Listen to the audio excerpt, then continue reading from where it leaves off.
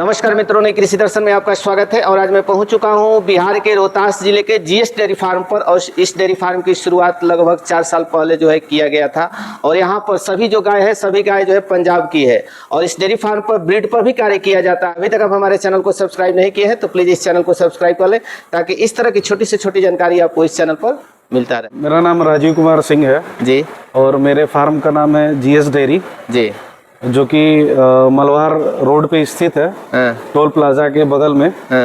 और ये सासाराम के पास में है फार्म। जिला कौन सा पड़ जाता है सर? जिला ये रोहतास पड़ेगा। रोहतास जिला पड़ जाता है। तो सबसे पहले हम जानना चाहेंगे सर कि डेयरी फार्म की शुरुआत कितने साल पहले हुआ था? विधिवत तरीके से जो हमने शुरुआत किया था वो आज से 4 साल पहले 2021 से हमने शुरू किया था।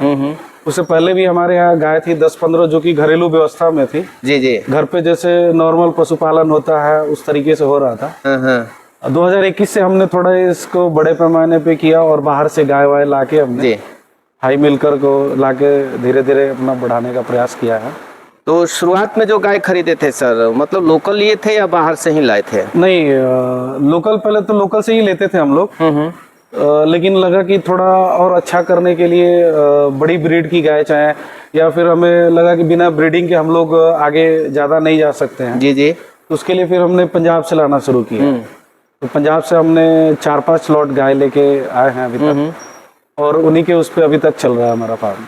तो वहाँ से कितनी लीटर कैपेसिटी वाली गाय लेकर के आए हैं सर? वहाँ पे हमने अलग अलग तरीके से किया था। जैसे फर्स्ट टाइम में तो हम लोग हाई मिलकर ही लिए थे, जिसमें कि 7 गाय थी, जो कि 30+ में थी।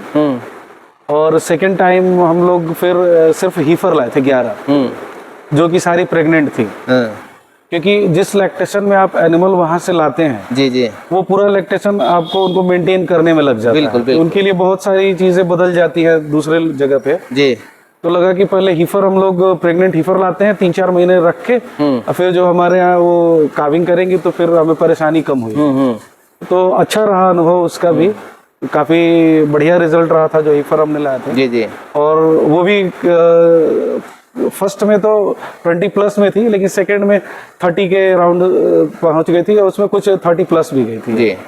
काफी अच्छा अनुभव रहा था वो। तो बाहर से अगर कोई गाय लेता है सर, तो गाभी नहीं लेना चाहिए या बच्चा दी हुई लेना चाहिए? देखिए, अगर जैसे आप, वो डिपेंड करता है कि आपकी जरूरत कैसी है। अगर आपको तुरंत दूध चाहिए तो फिर आपको बच्चा वाली लेना पड़ेगा।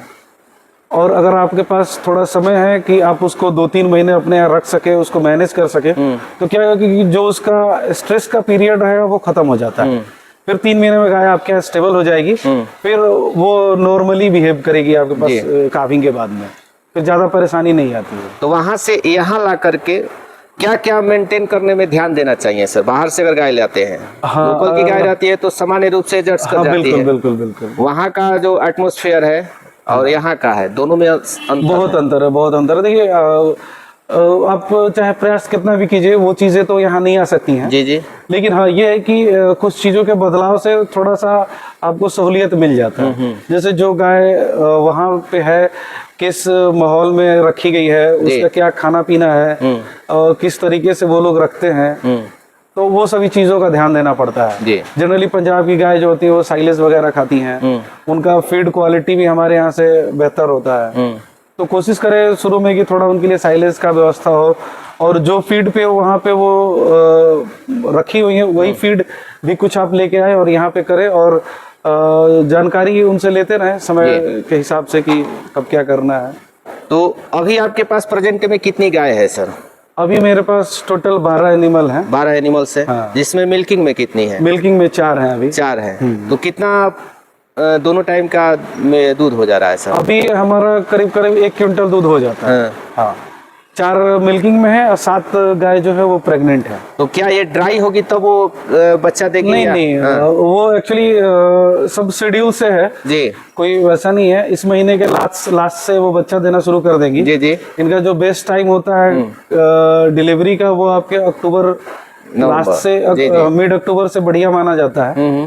तो हमारा भी वैसा ही सब सिस्टम के अकॉर्डिंग ही चल रहा है। जी जी।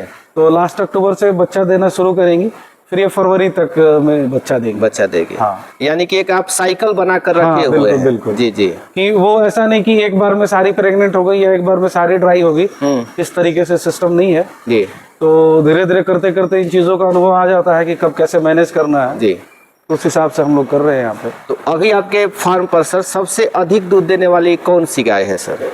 मेरे पास अभी है जो कि 38 लीटर पे रेडी है वो। खड़ी है तो नहीं, ये है आपके 25 से 28 लीटर पे ये है जो बैठी हुई है। हाँ।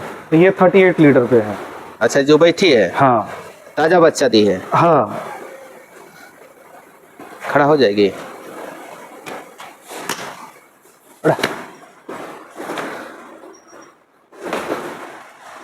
तो फार्म पर सबसे अधिक दूध देने वाली यही गाय है सर? हाँ हाँ। तो इतना दूध सर हाथ से निकल जाता है? नहीं, ये हम लोग मशीन से मिल्किंग करते हैं। हाँ। हाँ। कौन सी बार बच्चा दिए सर? ये सेकंड टाइम बच्चा दिया है। Second time. हाँ। बच्चा इसका सर? इसका बच्चा वो फीमेल काफ है, बाछी जी, है। जी। हाँ। तो इतना साल हो गया सर, कोई बच्चियां आपके फार्म की गाय बनी हुई है हाँ, क्या? बहुत सारी हैं हमारे पास। हाँ। ये जो बैठी है जी। ये अभी 25-26 दिन हो गया इसको बच्चा दिए हुए। ये घर की है? हाँ। तो देख सकते हैं ये फार्म की तैयार की हुई हाँ। बच्चियां है। क्या इसका मिल्क कैपेसिटी रहता है सर? ये अभी 26 किलो पे तैयार है। ये 26 किलो पर तैयार हाँ, है। हाँ। तो इसको तो यहाँ पे एडजस्ट करने में दिक्कत नहीं होता बिल्कुल होगा? नहीं। ये अभी आपके जैसे ठीक 24 महीने की ये हुई है। हाँ। हाँ। कितने महीने में हिट में आ गई थी सर? ये जैसे ऑल ओवर अगर सबका एवरेज लेके चले तो 9 महीने से लेके मेरी हीफर हिट में आना शुरू कर देती है। तो अब डिपेंड करता है कि उसका प्रिपरेशन कैसा है, हाइट, बॉडी वेट कैसा है, तो उसके अकॉर्डिंग फिर हमें आई करवाते हैं। तो कितना बॉडी वेट होना चाहिए सर?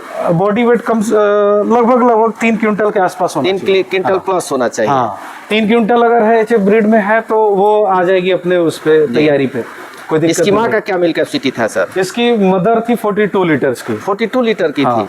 वो पंजाब फर्स्ट लॉट से जो हम लोग लाए थे उसमें थी। हाँ। तो सीमन कौन सा यूज करते हैं सर? सीमन 2 तरीके का यूज करते हैं हम लोग। एक तो एनडीडीबी का जो डायमंड कैटेगरी है उसका यूज करते हैं, और दूसरा एवीएस का यूज करते हैं। जी। हाँ। तो आप- ये एनडीडीबी का बच्चा है। हाँ। हाँ। तो आपके एरिया में सीमन मिल जाता है सर या कंटेनर रखे हुए हैं? नहीं, कंटेनर वगैरह हम सब अपना रखे हुए हैं। तो बहुत सारे लोग आप सुने भी होंगे सर कि लोग ब्रीड पर काम करना नहीं चाहते हैं। लोग जी मानते हैं कि जितना पैसा खर्च करके एक बच्चिया को हम गाय बनाएंगे बिल्कुल सही उतने बात। पैसे में हम गाय खरीद लेंगे। ये कहाँ तक सही है? देखिए, सिर्फ आपको दूध का डेयरी चलाना है जी। तो ठीक है, आप खरीदते रहिए, बेचते रहिए। हाँ। लेकिन अगर आपको एक डेयरी फार्म बड़े लेवल पे करना है या बढ़ाना है, हाँ। तो आपको अपना ब्रीड तैयार करना पड़ेगा। जी। क्योंकि जब ये फर्स्ट टाइम में ये 25 प्लस में आ रही हैं तो मेरे को पता है कि सेकंड थर्ड में इनका और अच्छा रिजल्ट आने वाला है। जी जी। तो अब इसका मतलब है कि फिर जब आप नेक्स्ट टाइम खरीदने जाएंगे तो फिर आप 1.5 लाख की खरीदेंगे।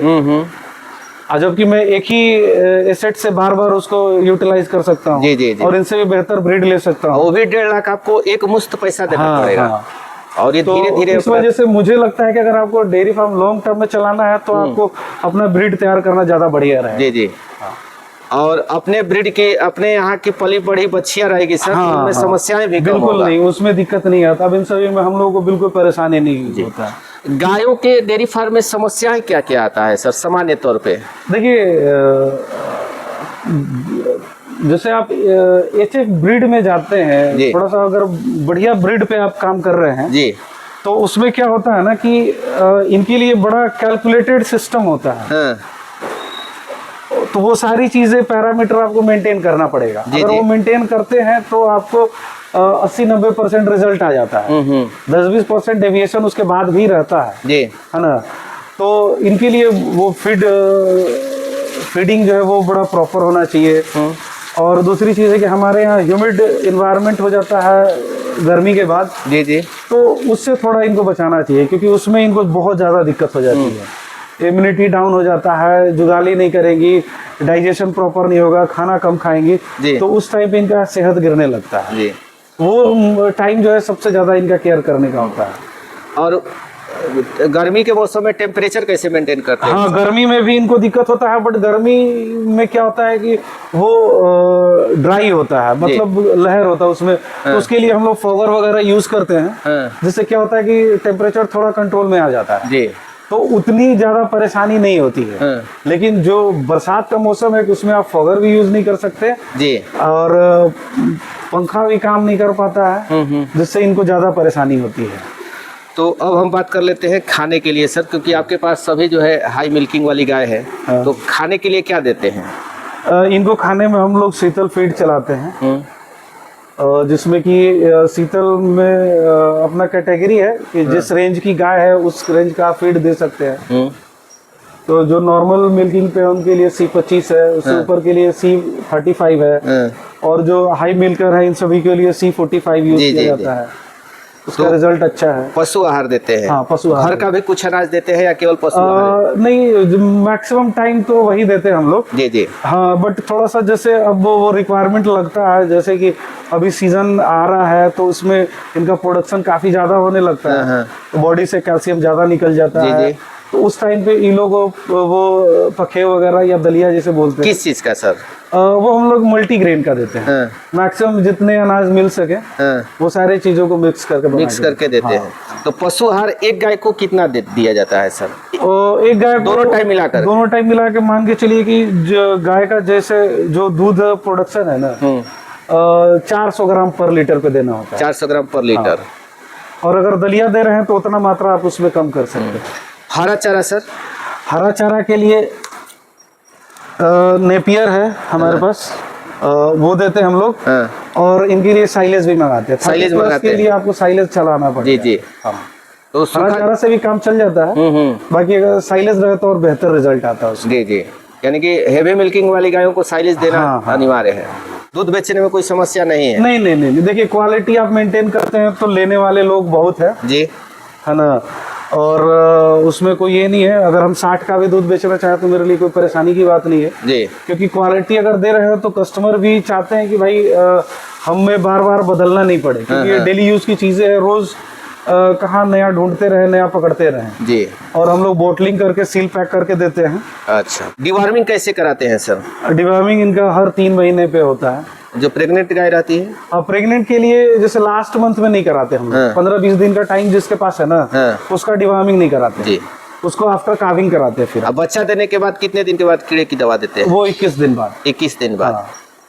HF गाय की क्या पहचान होती है सर, दूध वाली गाय का? देखिए, ये थोड़ा बड़ा सब्जेक्ट हो जाएगा, क्योंकि मैं तो वही बता पाऊंगा जो मैंने देखा है या जो अपना अनुभव किया है जी। हाँ, बट इसके लिए ज्यादा बढ़िया रहेगा कि जो ब्रीड एक्सपर्ट है वो जवाब दे। हाँ, बाकी HF ब्रीड का अपना पहचान है, उनका बॉडी स्ट्रक्चर क्या है, लेग स्कोर क्या है जी जी, उनके सर का बनावट कैसा है, कान का बनावट कैसा है, उनका पूंछ कैसा है, उनका अडर क्वालिटी क्या है, ये सब चीजों को मिला के ऑल ओवर ये होता है कि भाई बढ़िया ब्रीड कैसे पहचाना जा सके। पूरा सीड का डायमेंशन क्या होगा सर? पूरा सीड का चौड़ाई में 45 है और लंबाई 120 है। कितनी गायों का कैपेसिटी वाला सीड है सर? ये हम लोग का 60 एनिमल्स का है। 60 एनिमल्स का है। और गाय जो है इधर जो है खुला रखने के लिए स्पेस? हाँ, ये खुला रखने के लिए व्यवस्था किया गया है। और वो जो दिया गया है सर, वो जाली जैसा वो बना हुआ, वो बॉक्स बना है जो कि छोटे बच्चे जो होते हैं ना, उनके लिए, कि उनको उस हिसाब से रख रखाव करना होता है। जी जी जी। हाँ, तो आप एक युवा है सर, और काफी समय से आप लगभग 4 साल से ज्यादा समय से डेयरी सेक्टर से जुड़े हुए हैं। अगर कोई युवा डेयरी सेक्टर में आना चाहता है सर, तो क्या डेयरी फार्म बेनिफिशियल का सौदा है या मतलब घाटे का सौदा है? नहीं, घाटे का तो नहीं कर सकते हैं। देखिए, क्योंकि आप देख रहे हैं कि नई डेयरी खुल भी रही है, कुछ डेयरी बंद भी हो रही है। जी, वही हम कहना चाहते हैं। सबकी अपनी अपनी वो है। इसको थोड़ा सा मतलब अनुभव के हिसाब से करने की चीज है जी। पहले वाली व्यवस्था नहीं है कि घर पे 2 गाय 4 गाय ला दिए, खा रही है, पी रही है, दूध निकल रहा है, ऐसे ऐसे चल रहा है जी। इसको थोड़ा सिस्टम से करने का है। इसके लिए आपको ट्रेनिंग वगैरह भी उपलब्ध है जो कि लेना पड़ेगा। ट्रेनिंग, प्रॉपर ट्रेनिंग लेके करें, ब्रीड का सही चयन करें, उसके बाद उनकी फीडिंग का व्यवस्था रखें, उनके रख रखाव का ध्यान रखें। इन सारी चीज़ों को अगर ध्यान में रखते हुए मार्केट का आपके पास उपलब्धता होना चाहिए कि आप अगर जो दूध प्रोड्यूस करेंगे वो कहाँ जाएगा, जी जी। किस रेट पे बिकेगा, आपके पास मार्केट कैसा है, वो सारी चीज़ों को अगर आप मेजर करके स्टार्ट करते हैं तो मुझे नहीं लगता कि ये नुकसान होने वाली चीज़ है। पहले आप अपने यहाँ से बढ़िया ब्रीड उठाइए, जो आपके लोकल में बढ़िया ब्रीड उपलब्ध है उनसे करके शुरू कीजिए। फिर अगर आपको लग रहा है कि उनको प्रॉपर तरीके से आप मैनेज कर रहे हैं या उसमें भी कुछ अच्छी एनिमल्स निकलेंगी आपको जो कि बाहर के गायों के मुकाबले में ठीक साबित होंगी, तो उनसे कर सकते हैं। बाहर से भी ला सकते हैं अगर बड़े पैमाने पे आपको करना है, अपना ब्रीडिंग करना चाहते हो।